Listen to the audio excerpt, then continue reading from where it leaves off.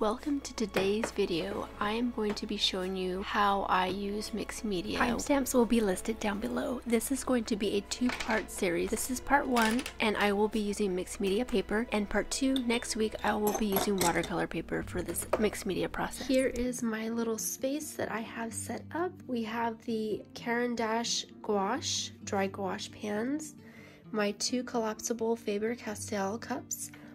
I'm going to be using some ink tints, Kiritaki Clean Color Real Brush Pens, Neocolor 2s, and I am going to be using some watercolor. This is my M-Gram palette, all the colors that I own from them, and I have some paint brushes. These are my gouache brushes. I have different types of brushes. These I use for my gouache, these are for my watercolors, and those are for my oils, if you're curious. Oh, and then also I have this little Royal Talons Creation sketchbook to do my swatching and testing out colors before I put it on my sketchbook that I'm going to be working in. And I have everything arranged in little cups so it's just easy to grab, because if I just have them lying on the table, they're gonna roll off, so I find this convenient. Let me preface this by saying, after doing this spread in my sketchbook, I realized that this paper is not good for mixed media, even though it's a mixed media sketchbook. Truly, my friends, paper makes a difference. That's why we're going to do part 2 with watercolor paper next week. Pika and I are amazed at the difference paper can make. Now back to the video. I'm going to show you how I'm going to use mixed media. I do apologize, I sound different. That's because I do have a cold. I'm doing much better, but I sound worse than what I feel. Hi, my name is Vanessa and I make art videos about a little bit of this and that. If that speaks to you, consider subscribing. I'm using my pink Pilot Color Inyo to do my preliminary drawings, and I used a reference picture. It's from this flower color guide, and I marked the spots that I wanted. So I didn't do all the flowers, I did most of them, but this is going to be my reference. I love this book. The only thing I don't like about it is that it doesn't lie flat. So what I ended up doing is I photographed it with my phone. I transferred that to my iPad so I can zoom in and look at the details. So you'll see I'll be using this as a reference so I can get the lighting and coloring correct. This mark is bothering me, so I'm going to go ahead and start off with this flower, and I'm going to work it into the composition or disguise it with all the colors that I'm going to be using. And I'm not necessarily going in to try to get exact colors, but I'm more focusing on the values. So I'm going to start off with not the gouache, but the other medium that I'm working with, the secondary medium. So I'm just placing in where I see the shadows. And I'm going to do that for each one of my flowers here. Okay, so I'm just popping this in. These Neocolor 2s are so much fun. They kind of remind me of crayons, but at such a different level. I used to love crayons when I was a kid, and I would just be so happy when my mom would buy me a new set, and I felt like the luckiest kid in the world when she bought me the big pack. I don't remember how many came in there, but it was like rows and rows, and it had a little built-in sharpener in the back. Like, that was just heaven for me. These Neocolor 2s bring back those happy memories of being young. So I'm not going to show you exactly everything in real time because this video would be too long. I will speed up when I feel that it's necessary or come back and give you updates on it, but of course showing you the most important parts. So I want to mix these 2 colors. This first color I used, if you're curious, is violet, purple violet, Prussian blue, and so I'm using these dark colors to represent the shadowed areas. And I don't like to use black. I'm not one of those people that uses black. I was trained not to do so, so it's just been a habit of mine, and I know other people use it, and that's fine. If it works for you, you do what you want, you do what's best for you. That's how I teach my students. Like, I'm going to show you the way I like to do it, but if after you try my way you have a way that works better for you, then go for it. I'm just going to lightly go in the lighter areas. Okay, so I'm going to go in with yellow and golden yellow, this stroke, but it's still good. So I'm just putting down the general colors, and I want to go in with the gouache to do more fine-tune work. And that's how you should always work, is in layers. Layers is going to be best. This is a number 4 Hemi brush, round brush. I really like these. They are affordable and good quality. So if I feel like I have too much water, I'll just dab for water control.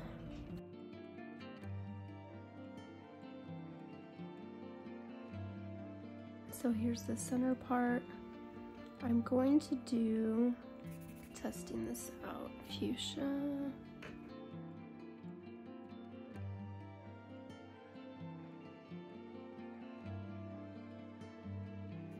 Do you like working with mixed media? I know I do. I've always enjoyed doing that. Even when I do my oil paintings, I'll always start off with an acrylic base as an underpainting, and then I'll do my oils on top. It's a good time saver. But with the oil paints, the finished result is just oil, and you can't see the acrylic because I've covered it. It just serves as a foundation. So I'm popping in the local color, and local color means the color of the object without considering the shadows and highlights, because the color does appear to be different when highlight or a shadow. I'm just dropping in, looking at my reference where that main color is.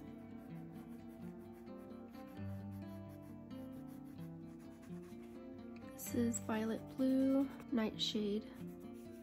I think I like both those together. I'm gonna overlap these colors. I'm gonna start off with nightshade. It doesn't matter what color I'm going in.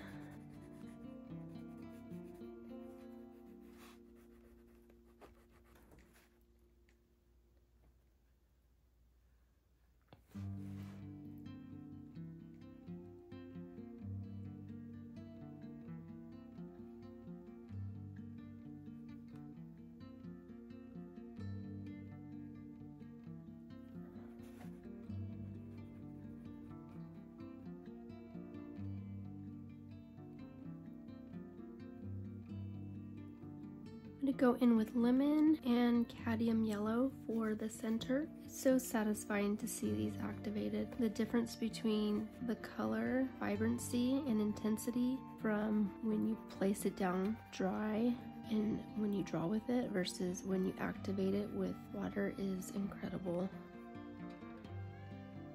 And so I'm going to do more detailing when I get in with my gouache. This is just going to be like an underpainting for my gouache. I sometimes do that.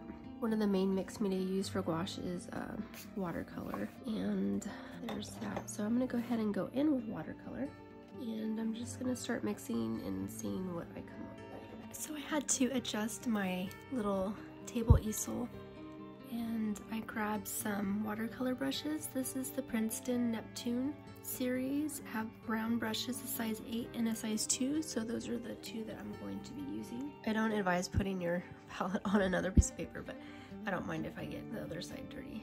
Got my reference and see the way the light's showing. It's a little bit more vibrant in color and less of shadow. I did not make a swatch card for this, but I am grabbing a violet from my palette, and so I need to do that. That's on a to-do list. And it looks like an ultramarine. It looks like maybe a dioxide blue. Purple, I mean. M-Gram is good. I love their gouache as well. This paper is mixed media, but it's not made for heavy-duty watercolor painting. Oh, that's pretty. I need to add more red to this. I'm going to see what kind of red I have. This is more of what I want. The M-Gram is made with honey, so they're very sticky, but they're just so fun to work with. Like I said, I like their gouache too. I did buy a tube of their oils. I haven't tried it yet. I tend to paint in oil during the summertime, during my summer vacation. It's just because oil paint takes more time set up and clean up. I just need to get a routine down where I can do it, year round. I just need to figure that out. I think I will be after I get my routine down with teaching my new class, the AP class, I'll be able to do that. So I took like a lemon yellow, and I think this is like a cadmium yellow medium, and mixed the two together to get this. Try out this blue. But going with this darker blue, it's like a cool blue. It's got some violet in it, it looks like. I wish I made a swatch card. I need to do that so I know what colors I'm using. But I'm gonna go in with like a deeper value, doing wet on wet with my size 2 round brush. I don't know how I feel about this sketchbook. I like it. It's okay. I don't think I'm going to be repurchasing it though. Like, I'm going to use it up. I'm going to go through it and complete it, but I have some issues with it. I bought it for mixed media because it is a mixed media. That's how they market it, but I don't like the way it has too much texture for me when it comes to drawing with colored pencils and pencil, so I don't use that. I like my Moleskine for pencil and color pencil. And I do like my Moleskine for a gouache, as long as I don't overwork the paper. Drop in a little bit. All right, so this is gonna be, I'm gonna do my Kiritaki. So these are my Kiritaki pins.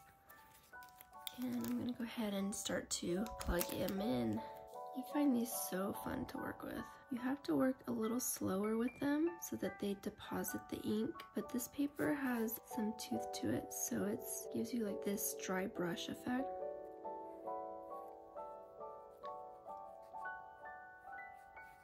You can get like a very fine line, and then you just adjust your pressure too, so like just very gently touch the paper if you want that fine line. But I'm going in for broader strokes. If I was making this only using one material, one medium, I would be a little bit more cautious on how I am applying it, but since I know this is an underdrawing, I'm being a little more loose with my work. As long as I know I keep repeating myself, but it's very important that I place the values as I see them up from my reference. That's what's going to help give it the appearance of what I'm going for. So your artwork looks flat without value. You see how I use the side of it? You can get a nice broad stroke. Slowly deposit the ink. That was light red grape, and now I'm going in with red grape. It's a bit darker. I am getting back into my art, which just feels so right. It's just something that I need. I know sometimes you do need a break because of time and life, the way it rolls, but getting back into it just feels so refreshing. And I kind of want to finish the sketchbook and get it done, but I know I need to enjoy the process too, so I have to remember that. But I'm kind of thinking of starting another sketchbook because I really want to get into my colored pencils and my graphite. But like I said, this sketchbook is just not it for those materials.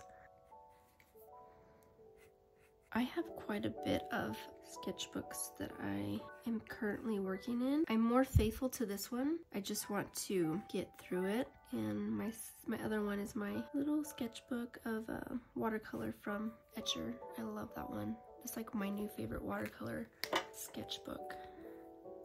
I go in with violet, deepen some areas here. But once I'm done with it, I have another size Etcher sketchbook that I want to do. It's bigger though, so what I might do when I travel and I want to paint with watercolor, I think I'm just going to cut down some watercolor paper and use that. This is lemon yellow, the famous lemon yellow, a very helpful color in your palette when you're painting, drawing. This one's just yellow. This is more of a warmer yellow, and this is more of a cool yellow. So I'm gonna go ahead and activate this with water, and you can use this on its own without activating with water, but these you can activate. Since I am going in with gouache on top, I want to activate it because that is a wet media. Okay, so question guys, do you want me to make a video on all the sketchbooks that I'm currently have or working in and what I use them for? Because they all have different purposes. Let me know if you would like to see that. If not, that's okay. I don't mind. This is so pretty. Kiritaki coming through with its fabulousness. I love that brand. Through YouTube, I have learned about so many different brands out there.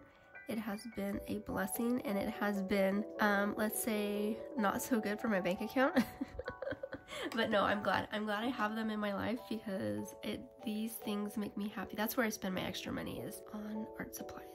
And honestly, I need to test things out, because I do work at high school level, and I not only teach beginning classes, I teach advanced classes, and I have kids that are asking me questions, that are curious about going beyond what is in the classroom. So sometimes I give them like extra lessons and guidance if they're interested in it. It's very important for me to know other materials out there. I feel like it's part of my job. Isn't that pretty? Oh my gosh, I think that might be my favorite flower so far. Like, it's more vibrant than the ink tints, but you know what? We can't say so until it dries, because this is starting to dry and it's a little more, not as intense when it's dry, so I can't make that claim until it's completely dry. Just know that this paper is, I wouldn't say is the best for ink tints either, because my other sketchbook that I worked in, the colors were just so vibrant with ink tints. I'll be back. Current state of my water, I need to go and refresh it. But I'm gonna go in with the gouache, here we are. And I'm using a flat filbert brush, size 6, and then I'm still going in with the Hemi, both Hemi size 4 round. Clean water, here we go. Let's do this. I like this brush because you can use the side of it, and then you can get some really nice, like, cover large areas by using it the other way.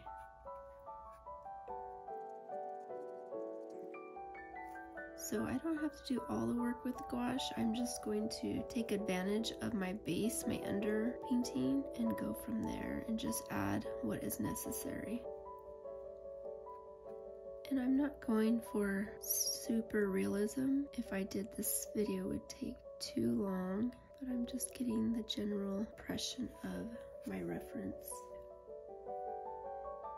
It's after work, so the lighting is not very good. I do apologize. This is not coming through as it is in real life. These violets are just kind of looking very similar in value, but hopefully with the end result, I'll photograph it and in better lighting, and you can see what it looks like. These brushes are good too, because the tip, like, you can get a nice fine line with this tip. So good. And the best part is that they are affordable. I haven't used them time and time again, so I can't say what the longevity is of them, but the quality for what you get so far, what I've seen, I like them a lot.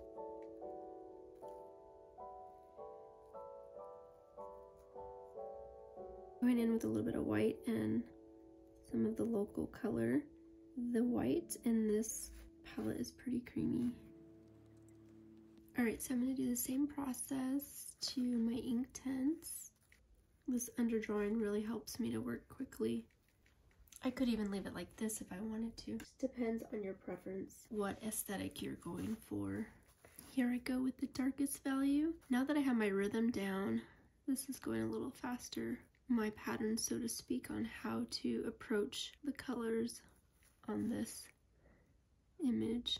One of the key things when doing artwork is pressure adjustment on any medium really that you're working with. I always like to start off light and then add more pressure as needed. Always remember, start off light until you get it right. Look at the Kiritaki, look how vibrant that is. It is more vibrant than the ink tints.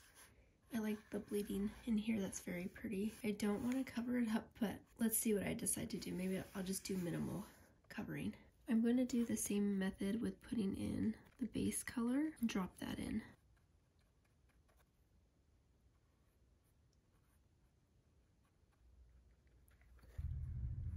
I don't want to cover up a bunch of this because it's doing some really cool things. So I'm just going to add just a little bit of the gouache.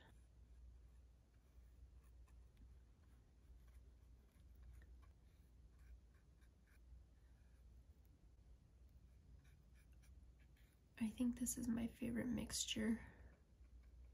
I like it a lot. I did do a gouache and Neocolor 2s with the Neocolor 2s as a base and the gouache on top, but I did use my dry gouache palette, which has more premium professional level gouache and not these more like academy or student grade. I like the effect of that. I did do it on different paper too, so that could be another reason. But so far I like this combo the best.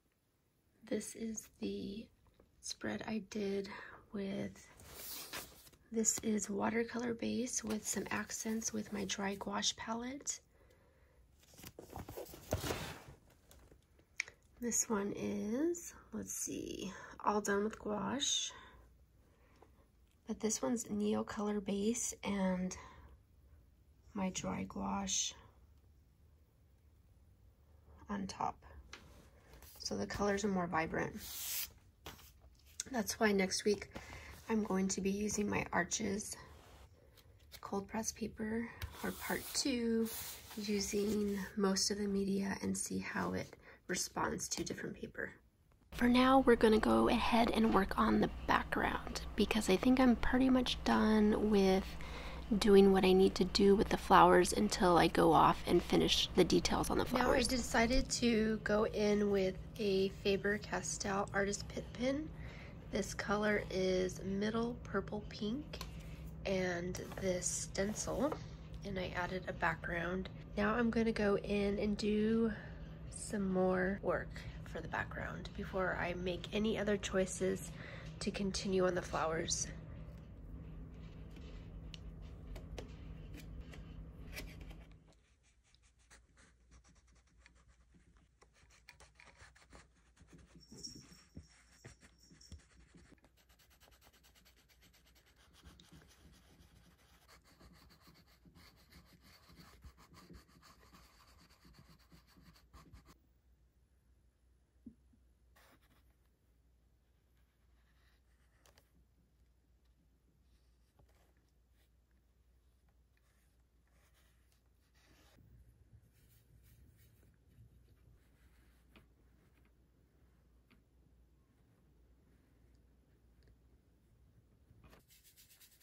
I have this color here that I like, so I'm just gonna mix it with what I had here, with that, and look at that, so pretty.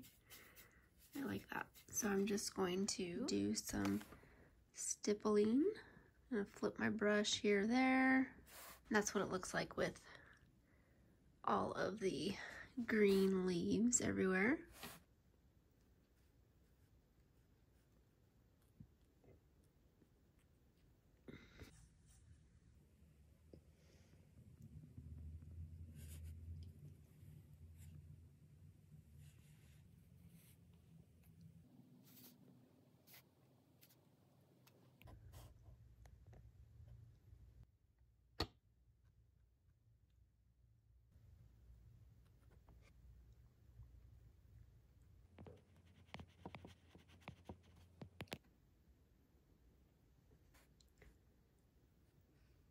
Look who decided to make a guest appearance. These are my Holbein colored pencils.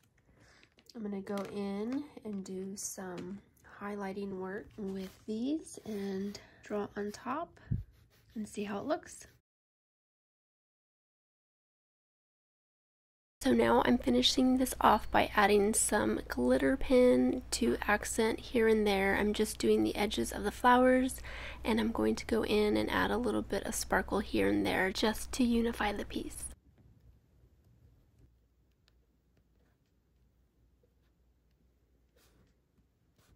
And I can't forget to label the media that I use for each flower. So here it is complete, gouache. So we have our Inktense Neo color 2, watercolor, and the Kuretake clean color. And so next week we will be looking at this side. I have it covered, I have part of it started, so thank you so much for watching. And I hope you found this helpful, useful, and or entertaining. And I'll see you guys next time.